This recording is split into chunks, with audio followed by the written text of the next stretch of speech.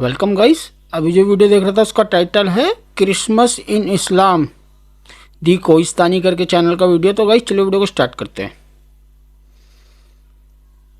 Christmas. Merry Christmas. Merry Christmas. दुनिया का सबसे बड़ा फेस्टिवल।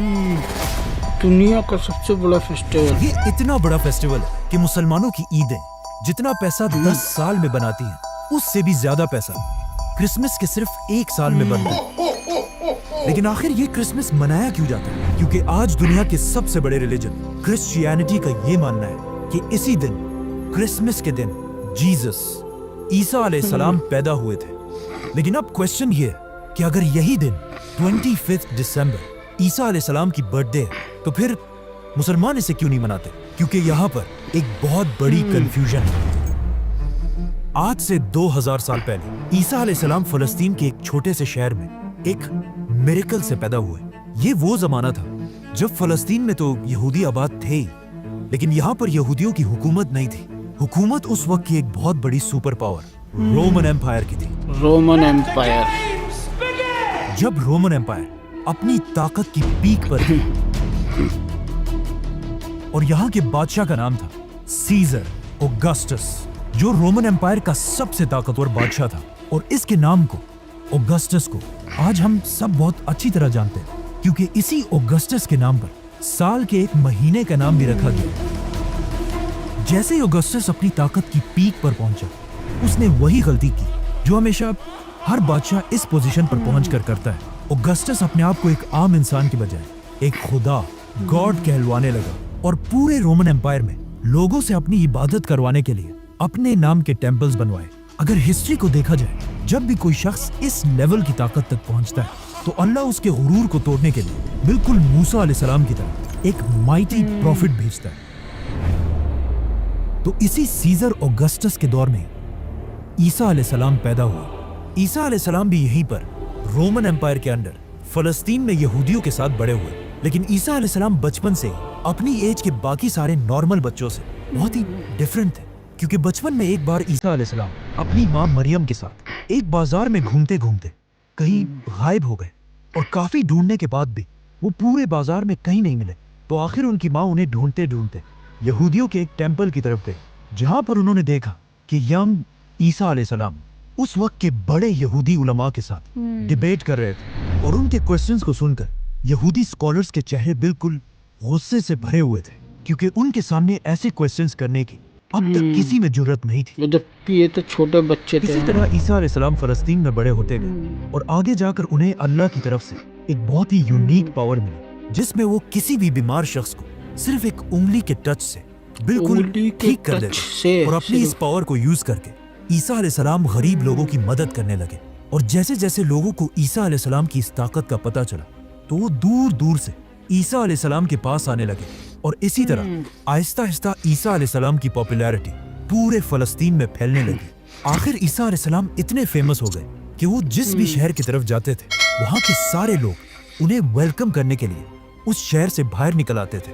और ईसा अलैहिस्सलाम अपनी पावर से उन सब की बीमारियां दूर कर देते थे। यहाँ तक तो सब बिल्कुल ठीक था, लेकिन आहिस्ता आहिस्ता ईसा अलैहिस्सलाम अपने फॉलोअर्स को बिठाकर उनके सामने स्पीचेस करने लगे। और इन स्पीचेस में वो बार बार लोगों को ये समझाने लगे कि आज हमारे इस रिलीजन को सिर्फ और सिर्फ इन यहूदी स्कॉलर्स ने तबाह किया, जो अपने टेम्पल्स में बैठकर सिर्फ गरीब लोगों से चंदा जमा करते हैं। और सिर्फ कुछ पैसों के लिए यही स्कॉलर्स तौरात की आयत को चेंज करके अपनी मर्जी के फैसले लिखते हैं। और हर स्पीच में बार बार ईसा अलैहिस्सलाम यहूदी स्कॉलर्स को मुनाफिक कहकर पुकारने लगे।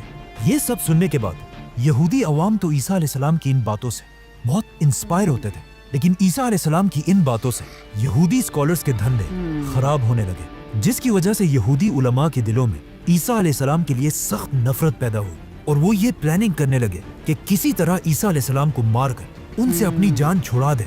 लेकिन सुपर पावर रोमन एम्पायर की हुकूमत में ऐसा करना इम्पॉसिबल था। लेकिन ये सब भी बहुत जल्द बदलने वाला था।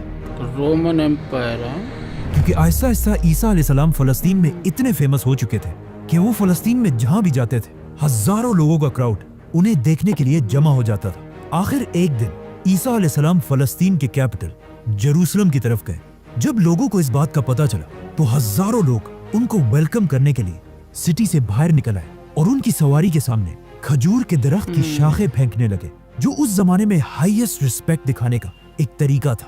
रोमन एम्पायर के जनरल्स ये सब देखकर हैरान हो गए कि आखिर ये कौन आ रहा है जिसे लोग बिल्कुल एक बादशाह की तरह रिस्पेक्ट दे रहे हैं। नाउ ईसा अलैहिस्सलाम की ताकत को देखकर रोमन एम्पायर के जनरल्स उनसे डरने लगे और यहूदी उलमा तो उनसे पहले ही नफरत करते थे। तो अब ये दोनों मिलकर ईसा अलैहिस्सलाम को मारने की अच्छा जी, मारने की साजिश करने लगे। जिसके बाद ईसा अलैहिस्सलाम ने अपने सबसे क्लोज 11 या 12 फॉलोअर्स के साथ अपना आखिरी डिनर किया और फिर अल्लाह ने उन्हें आसमान की तरफ उठा लिया। लेकिन क्रिश्चियंस का मानना है कि इसके बाद उन्हें मार दिया गया। अब ईसा अलैहिस्सलाम तो दुनिया से चले गए, लेकिन यहाँ फलस्तीन में उनके 11 फॉलोअर्स ने फैसला किया कि वो ईसा अलैहिस्सलाम की टीचिंग्स को पूरी दुनिया तक पहुंचाएंगे। तो सबसे पहले इन फॉलोअर्स ने यहूदियों को कन्विंस करने की कोशिश की, लेकिन ऑफ कोर्स यहूदियों ने ईसा को नहीं माना, तो इनको क्या मानेंगे। तो ये फॉलोअर्स यहूदियों को छोड़कर दुनिया के बाकी लोगों तक ईसा अलैहिस्सलाम का मैसेज पहुंचाने लगे और यहूदियों के बिल्कुल ऑपोजिट बाकी दुनिया में क्रिश्चियनिटी बहुत तेजी से फैलने लगी। और इन्हीं नए फॉलोअर्स में से एक का नाम सेंट पॉल था। आज की दुनिया की क्रिश्चियनिटी में सेंट पॉल का सबसे बड़ा रोल है, क्योंकि पॉल से पहले लोग ईसा अलैहिस्सलाम को सिर्फ एक पैगंबर और अल्लाह का बंदा समझते थे, लेकिन पॉल ने पहली बार दुनिया में एक कॉन्सेप्ट लाया कि ईसा अलैहिस्सलाम कोई आम इंसान नहीं बल्कि अल्लाह के बेटे और खुद भी एक खुदा थे। आज पूरी दुनिया के क्रिश्चियंस ईसा अलैहिस्सलाम को खुदा मानते हैं और इस सब की शुरुआत इसी पॉल से हुई थी। हालांकि पॉल अपनी पूरी जिंदगी में ईसा अलैहिस्सलाम से कभी मिला ही नहीं था। पॉल और उसके फॉलोअर्स की वजह से Aahista Aahista Christianity Roman empire में फैलती गई, लेकिन यहाँ पर मसला ये था कि रोमन एम्पायर का रिलीजन क्रिश्चियनिटी के बिल्कुल ऑपोजिट था और वो उस जमाने में जुपिटर की इबादत किया करते थे। जुपिटर की रोमन एम्पायर की इस अवाम को इम्प्रेस करने के लिए उस जमाने के क्रिश्चियंस ने अपने रिलीजन में कुछ चेंजेस किए। नंबर 1, उन्होंने ईसा अलैहिस्सलाम के नाम को चेंज करके एक कॉमन रोमन नाम रखा, जो आज इंग्लिश में जीसस बन चुका है। नंबर 2, रोमन एम्पायर के लोग ज्यादातर यूरोपियंस मतलब बिल्कुल गोरे थे और ईसा अलैहिस्सलाम फलस्तीन के होने की वजह से थोड़े ब्राउनिश थे और उस जमाने के व्हाइट लोग अपने आप को बाकियों से बहुत ऊपर समझते थे। तो अब इन्हें इम्प्रेस करने के लिए उस जमाने के क्रिश्चियंस ने जीसस की पेंटिंग्स बनाना शुरू की, जिसमें जीसस को बिल्कुल यूरोपियंस की तरह व्हाइट दिखाया गया।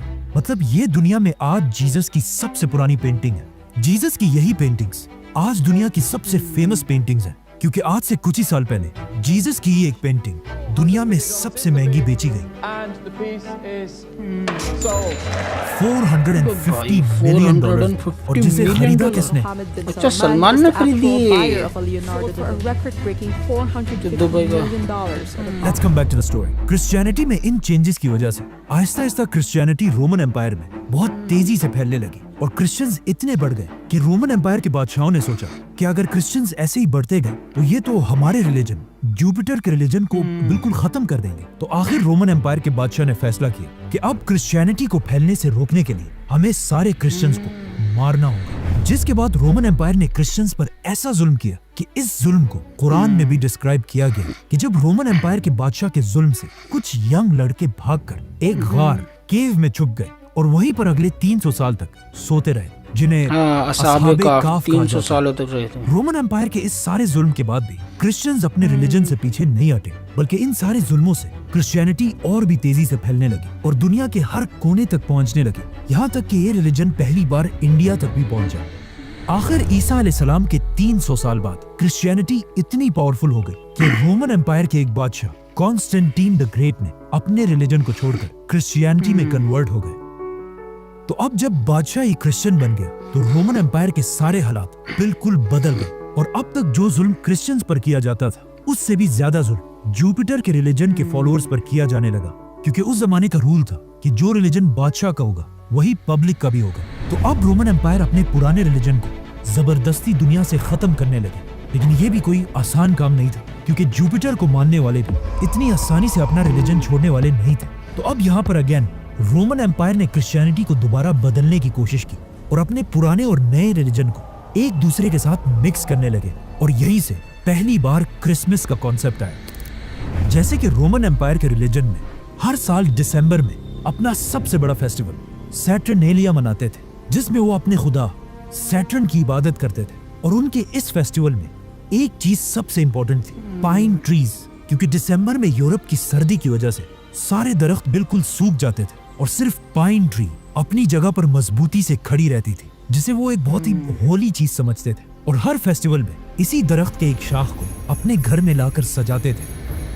تو اب رومن امپائر نے اپنی پوری سلطنت کو ایک ریلیجن میں جمع کرنے کے لیے اپنے پرانے ریلیجن سے فیسٹیولز اٹھائے اور اپنے نئے ریلیجن سے جیزس کرائسٹ اور ان دونوں کو ملا دیا اور کہا کہ جیزس کرائسٹ دسمبر کے مہینے کے آخر میں پیدا ہوئے تھے، اور سارے کرسچنز کو حکم دیا کہ اس دن کو 25 دسمبر کو بالکل پرانے ریلیجن کی جیزس کرائسٹ کی برتھ ڈے مان کر سیلیبریٹ کیا جائے۔ اور اسی طرح ان دونوں ریلیجنز کو مرج کرنے کے بعد اب پوری رومن امپائر کرسچینٹی میں کنورٹ ہو گئی۔ لیکن آج دنیا کا کوئی مسلمان بھی اس دن کو صحیح نہیں مانتا، اور قرآن میں بھی عیسیٰ علیہ السلام کی پیدائش کی سٹوری بالکل اپوزٹ ہے، کیونکہ قرآن میں ہے کہ جب عیسیٰ علیہ السلام پیدا ہو رہے تھے تو ان کی ماں مریم کے پاس صرف ایک کھجور کا درخت تھا، جس پر انہیں حکم دیا گیا کہ گھبراؤ مت اور اس کھجور کے درخت کو ہلاؤ تاکہ اس سے تمہارے لیے تازہ کھجور گر سکے اور تمہیں طاقت ملے۔ کھجور کا درخت۔ اب مسئلہ یہ ہے کہ درخت پر کھجور تبھی بنتے ہیں جب سخت گرمی کا موسم ہو، which means according to قرآن عیسیٰ علیہ السلام کی پیدائش ضرور گرمی کے مہینوں میں ہوئی ہوگی، اور دسمبر کا تو کوئی سوال ہی پیدا نہیں ہوتا۔ اور یہ صرف قرآن میں ہی نہیں بلکہ کرسچنز بھی یہ مانتے ہیں کہ انہیں عیسیٰ علیہ السلام کی پیدائش کے صحیح دن کا پتہ نہیں ہے۔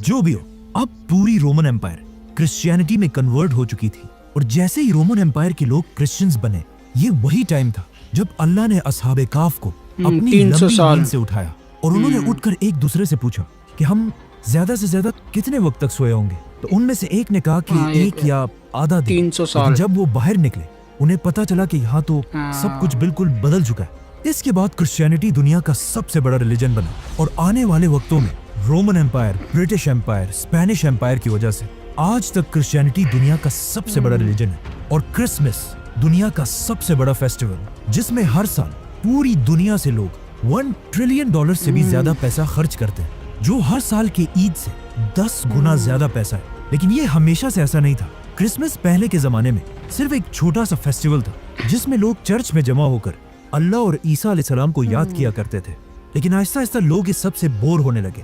تو اب لوگوں کو دوبارہ کرسمس کی طرف اٹریکٹ کرنے کے لیے کچھ لوگوں نے کرسمس کے اس فیسٹیول میں نئی چیزیں ایڈ کی، جیسے کہ میوزک، گانا، شراب، اور کرسمس کے اس فیسٹیول میں جو سب سے بڑا ایڈیشن کیا گیا وہ تھا سینٹا کلاس،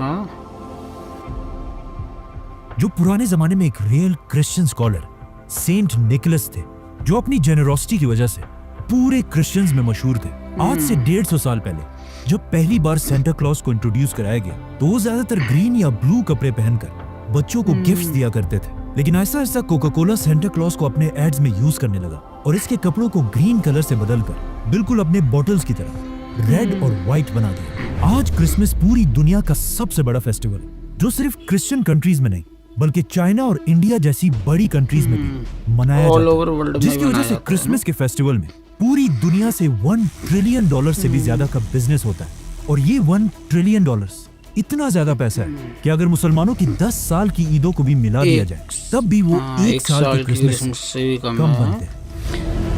تو گائز یہ اصحاب کہف جو ہے نا، اس کے اوپر میں نے میرے چینل پہ ایک ویڈیو پڑا ہوا ہے، وہ آپ ادھر کلک کر کے دیکھ سکتے ہیں۔ وہ 300 سال تک رہے تو اس کے اندر، اور ان کو جب وہ اٹھے نا تو ان کو لگا جیسے کہ ایک یا آدھا دن ہوا ہوگا، جبکہ ان کے 300 سال گزر چکے تھے اسی گفا کے اندر۔ سو گائز یہی تھا آج کا ویڈیو، امید ہے آپ کو ویڈیو پسند آیا ہوگا۔ ہمارے چینل کو سبسکرائب کر دینا، اوریجنل ویڈیو کا لنک ڈسکرپشن سے لے لینا۔ اللہ حافظ۔